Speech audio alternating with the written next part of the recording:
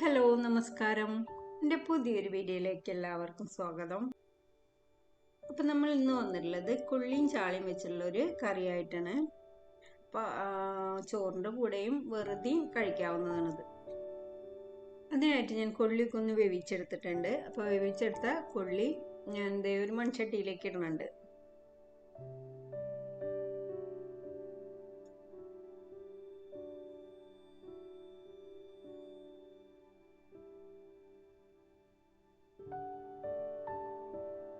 പിന്നെ അതിലേക്ക് ഇടുന്നത് നമ്മൾ ക്ലീൻ ചെയ്ത് വെച്ചുള്ള മത്തിയാണ്. അപ്പോൾ വലിയ മത്തിയാണ് ഇതിന് വേണ്ടത്. അപ്പോൾ അതേ ക്ലീൻ ചെയ്തെടുത്ത മത്തി ഇതേ അതിൻ്റെ മേലേക്ക് വെച്ച് കൊടുക്കുന്നുണ്ട്. പിന്നെ ഇതിലേക്ക് കുറച്ച് കാന്താരി മുളക് ചതച്ചത്, കുറച്ച് ചെറിയുള്ളി ചതച്ചത്, പിന്നെ മുളക് പൊടി, എരിവിന് ആവശ്യമുള്ള മുളക് പൊടി ഇടാം. അതുപോലെ തന്നെ 1/2 സ്പൂൺ മഞ്ഞൾപ്പൊടിയും പിന്നെ ആവശ്യത്തിനുള്ള ഉപ്പ്. ഇപ്പോൾ കൊള്ളി ഉപ്പിട്ടിട്ടല്ല വേവിച്ചുള്ളത്, വെറുതെ വേവിച്ചെടുത്തിട്ടേ ഉള്ളൂ. അപ്പോൾ ഇതിലേക്ക് ആവശ്യത്തിനുള്ള ഉപ്പ് കൂടി ഇട്ടു. പിന്നെ കുറച്ചധികം കറിവേപ്പില അതിൻ്റെ മേലേക്കിട്ട് കുറച്ച് വെള്ളം ഒഴിച്ച് ഇനി നമ്മളിത് വേവിച്ചെടുക്കണം. അപ്പോൾ കൊള്ളി ഒരു പകുതി വേവായിട്ടുള്ളതാണ്. ഇനി അതിലേക്ക് നമുക്ക് ചാളയിട്ട് ചാളയും കൊള്ളിയും കൂടി രണ്ടും കൂടി വേവിച്ചെടുക്കാം. അപ്പോൾ എല്ലാം കൂടി ഒന്ന് മിക്സ് ചെയ്തതിന് ശേഷം ഒരു തണ്ട് കറിവേപ്പില കൂടി ഇട്ട് മൂടി വെച്ച് തിളയ്ക്കുന്നവരെ ഇത്തിരി തീ കൂട്ടി വെച്ച് തിളച്ച് കഴിഞ്ഞ് ഒന്ന് ലോ ഫ്ലെയിമിലാക്കിയിട്ട് വേവിച്ചെടുക്കാം.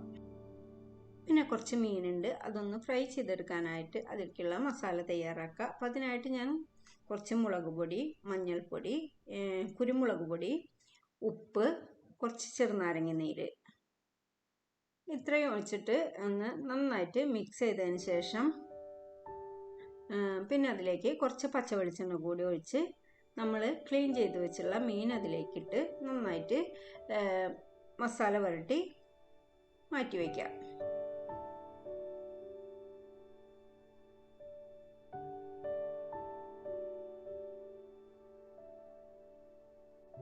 അപ്പോൾ ഇതിൻ്റെ ഇടയിൽ കറി ഒന്ന് ഇടയ്ക്കിടയ്ക്ക് തുറന്നൊന്ന് ഇളക്കി കൊടുക്കണം. അതുപോലെ തന്നെ ചെറിയ തീയിൽ വേവിച്ചെടുക്കും വേണം. ഇപ്പോൾ കൊള്ളി ആയതുകൊണ്ട് തന്നെ ചിലപ്പോൾ അടിക്ക് പിടിക്കാനുള്ള ചാൻസ് ഉണ്ട്. അപ്പോൾ മീനൊക്കെ മസാല പുരട്ടി മാറ്റി വെച്ചു. അപ്പോഴേക്കും നമ്മുടെ കൊള്ളിയും ചാളയൊക്കെ വെന്ത് വന്നിട്ടുണ്ട്. ഇത് ചാളയും കൊള്ളിയും കൂടി നന്നായിട്ട് വെന്ത് രണ്ടും കൂടി നല്ലോണം മിക്സ് ആയിട്ടുണ്ട്. ഇനി നമുക്ക് അതിലത്തെ മുള്ളൊക്കെ ഒന്ന് മാറ്റിക്കളയാം.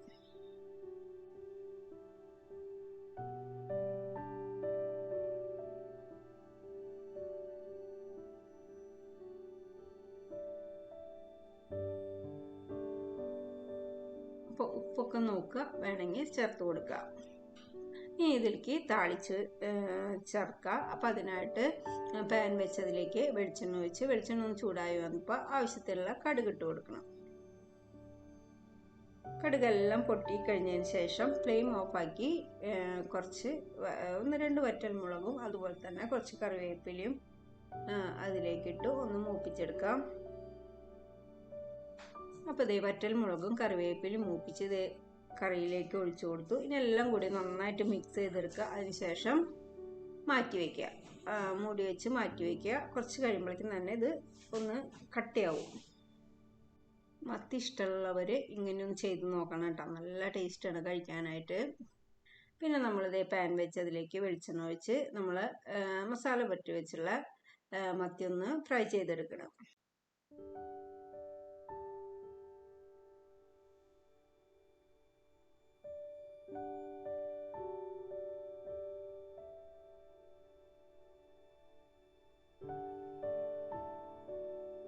പിന്നെ കുറച്ച് പല്ലിനും കൂടി ഉണ്ട്. അപ്പോൾ അതും കൂടി ഞാൻ മസാല പുരട്ടി എടുത്തിട്ടുണ്ടായിരുന്നു. അപ്പോൾ അതും കൂടി അതിലേക്ക് ഇടുന്നുണ്ട്.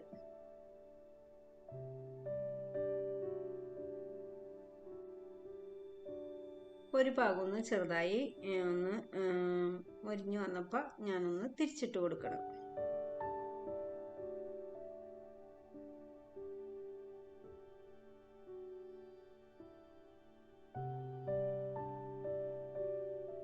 ഇനി ഇതിലേക്ക് നമ്മൾ കുറച്ച് കാന്താരി മുളക് ചതച്ചത്, അതുപോലെ തന്നെ കുറച്ച് ചെറിയുള്ളി ചതച്ചത്, 2-3 വെളുത്തുള്ളി ചതച്ചത്, ഒരു കഷ്ണം ഇഞ്ചി, കുറച്ച് ആവശ്യത്തിന് കറിവേപ്പില എത്ര ഇട്ടാലും കുഴപ്പമില്ല.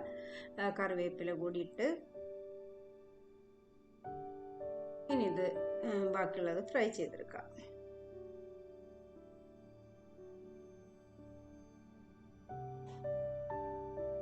ഇനി മറ്റേ ഭാഗം വീണ്ടും ഒന്നുകൂടി മുരിഞ്ഞ് വന്നപ്പോൾ ഞാൻ തിരിച്ചിട്ട് കൊടുക്കുക.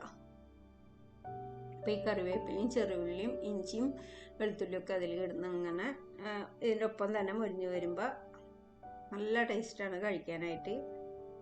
ഇങ്ങനെ മീൻ അപ്പുറം ഇപ്പുറമൊക്കെ ഒന്ന് മറിച്ചിട്ട് മൊരിച്ചെടുക്കുക. അപ്പോൾ ചോറ് കഴിക്കുന്നതിന് മുമ്പ് നമുക്ക് നമ്മുടെ നല്ല ചൂട്ടോടെ തന്നെ നല്ല കൊള്ളി ചാളയും കഴിക്കാം.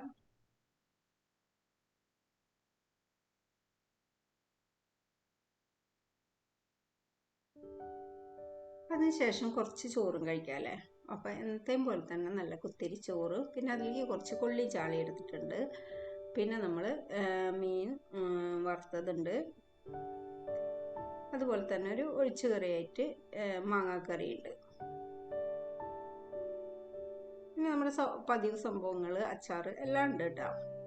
അപ്പോൾ ഇത്രയൊക്കെ ഉള്ളൂ ഇന്നത്തെ വീഡിയോ. അപ്പോൾ എൻ്റെ വീഡിയോ നിങ്ങൾക്ക് ഇഷ്ടമാവുന്നുണ്ടെങ്കിൽ ഒന്ന് ലൈക്ക് ചെയ്യുക, കമൻറ്റ് ചെയ്യുക, ഷെയർ ചെയ്യുക, സബ്സ്ക്രൈബ് ചെയ്യുക, ഒന്ന് സപ്പോർട്ട് ചെയ്യുക. പുതിയ വീഡിയോയുമായി വരും വരെ ബൈ.